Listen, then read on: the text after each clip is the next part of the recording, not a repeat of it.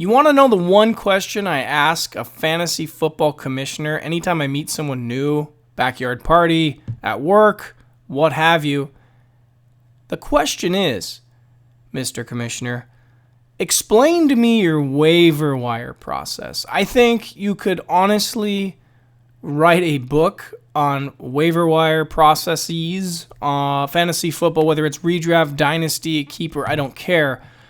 That's the most freaking complicated part of being a commissioner, number one. It's also the most frustrating part, number two. Perhaps move to dynasty like I think you should. MFL is your way, but it's a little more complicated if you're not used to the bells and whistles of a complicated Ferrari, right? I mean, everyone can drive a Ferrari in first gear, but no one else can get it to, third, fourth, fifth, and whatever. So I'm going to take some time right now to show you what I do as a commissioner. And remember, if you're using MFL, you get a lot of tabs on this thing. So if you're new to it, this is for you. If you've been doing it a while, maybe you learn a trick or two. I don't know. Here we go. Up here, you want to make sure that it says commissioner on the upper right-hand corner. Become owner is an option, but if you're going to make adjustments, you want to hit the tab that says for commissioners right here. I'm going to hit setup. I'm going to come down to a numerous amount of tabs and underlines and all kinds of different categories. And this is what we're going to talk about today, the add, drop, and waiver setup. And we're going to come down here first, in my opinion, to the calendar. Okay. Here's how my league does it. I don't care about yours. I'll tell you how mine does it, and you can kind of just boogie off of this thing however you want. You have to come here and select an event type. Okay. There's all kinds of choices here, but it's March 18th right now as I do this video. So I want something that's going to process blind bid waivers. So I click that. Now, what you want to look for is up here after you click that selections. You want to let it know how many weeks you want to run it for. Mine's going to go for 20 weeks because I'm going to change something in 20 weeks. That's when you start getting into more of preparation for the regular season. Right now, I have the event starting right here. I have the ends at date at never. And then what you can do, and I've refreshed this for you, is you can change this event down here from one time, and you can do it like I just told you. Mine's already set and loaded for 20 weeks. That'll get us right around August to where in my league we're going to move some guys around.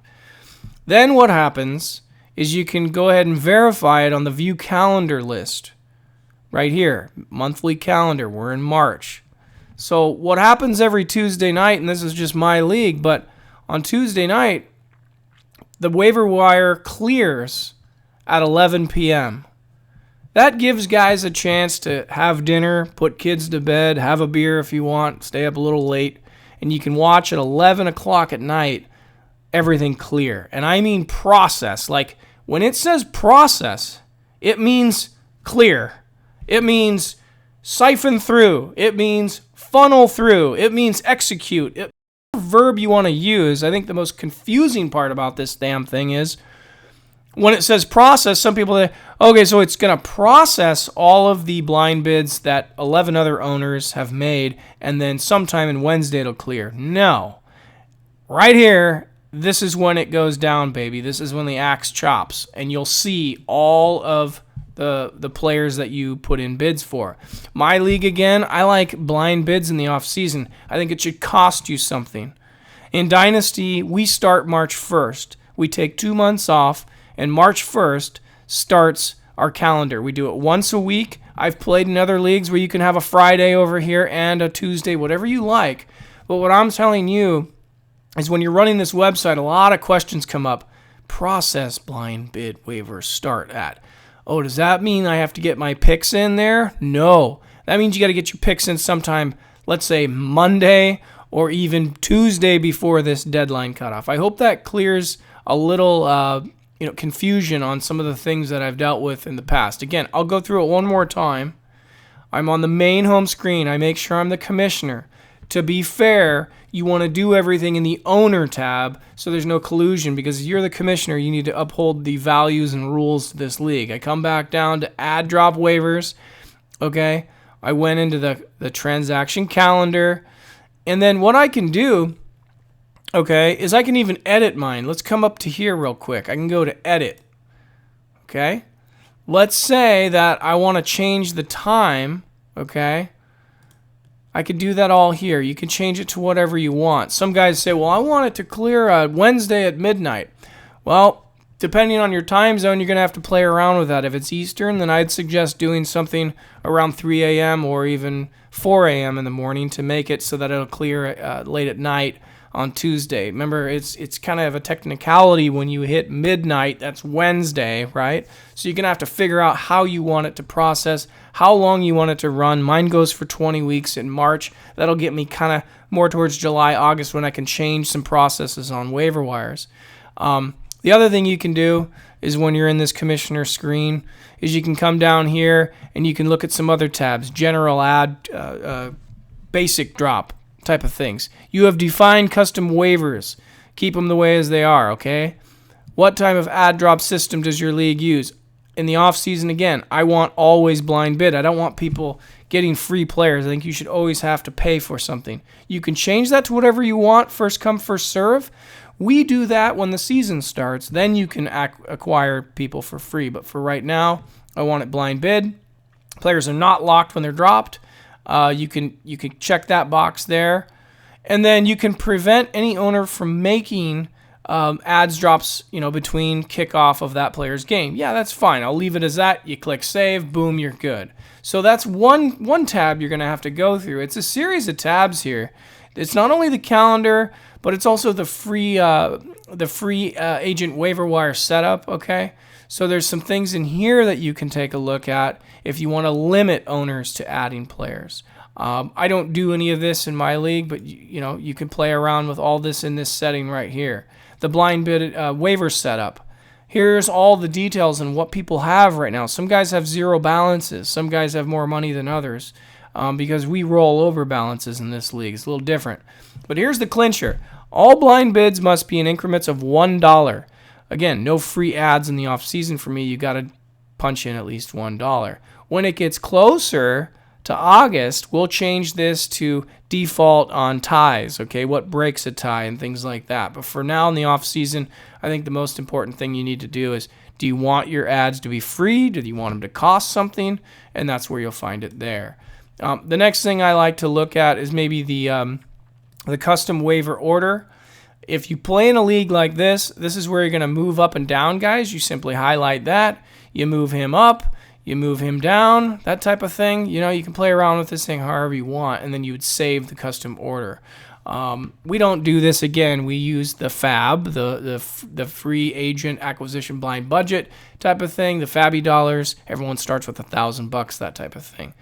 I hope this helps when you go into the setup. Now, what's nice about MFL is the recently used tabs are all right here, and these are all the ones we've checked, but again, it can be overwhelming if you're a brand new commish, and especially if you're brand new to MFL. It's the most powerful website to use. It keeps awesome stats and track of everything, and you can really, like Frankenstein, scientifically create this chemical lab of a fantasy league, because look at how many options you have to do. But it is the best. It remains the best thing out there, in my opinion, especially if you're doing IDP leagues and things like that. But again, I hope this has answered some questions. The cool thing is when I go here as a commissioner, I get to do all this stuff. Let's go here and just do one last thing. If I become an owner, okay, and I go to reports and I go to league, right here, monthly calendar. I'll do that one more time. I am a regular owner, and you're telling somebody on the phone or in text message, what do I do to see the calendar? I go to reports, I go to league, I go to monthly calendar.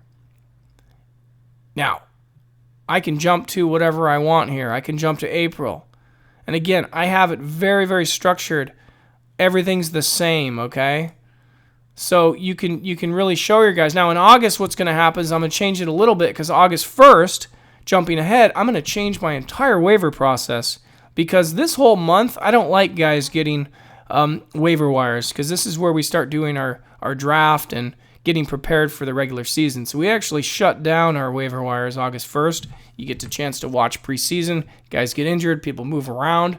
We don't really start the normal process until September when there's the week 1 game right here. Pretty cool, this calendar. I'm telling you, it's pretty neat. You got to train your guys on how this works.